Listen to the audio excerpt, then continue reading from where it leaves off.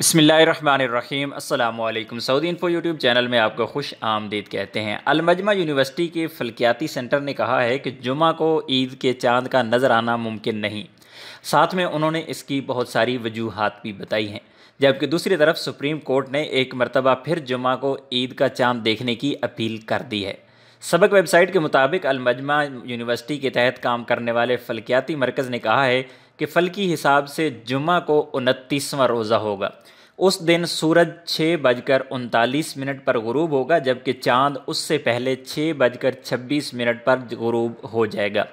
इसका मतलब ये हुआ कि जुम्मा के रोज़ चाँद सूरज गुरूब होने से 13 मिनट पहले ही डूब जाएगा, जिसके बायस आँख से या किसी भी जदीद तरीन आले से चाँद का मुशाहिदा करना मुमकिन नहीं।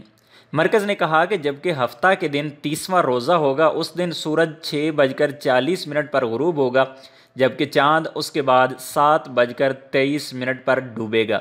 इस रोज़ ईद का चाँद सूरज गुरूब होने के बाद 43 मिनट यानी 43 मिनट तक नज़र आएगा, जिसके बाद आप अपनी आम आँख से भी उसको देख सकेंगे। उधर सुप्रीम कोर्ट ने तमाम मुसलमानों से एक मरतबा फिर अपील की है कि जुम्मा 29 रमज़ान को ईद का चाँद देखने की कोशिश की जाए। सुप्रीम कोर्ट ने कहा है कि सुन्नत पर अमल करते हुए 29वें रमज़ान को चाँद देखा जाए।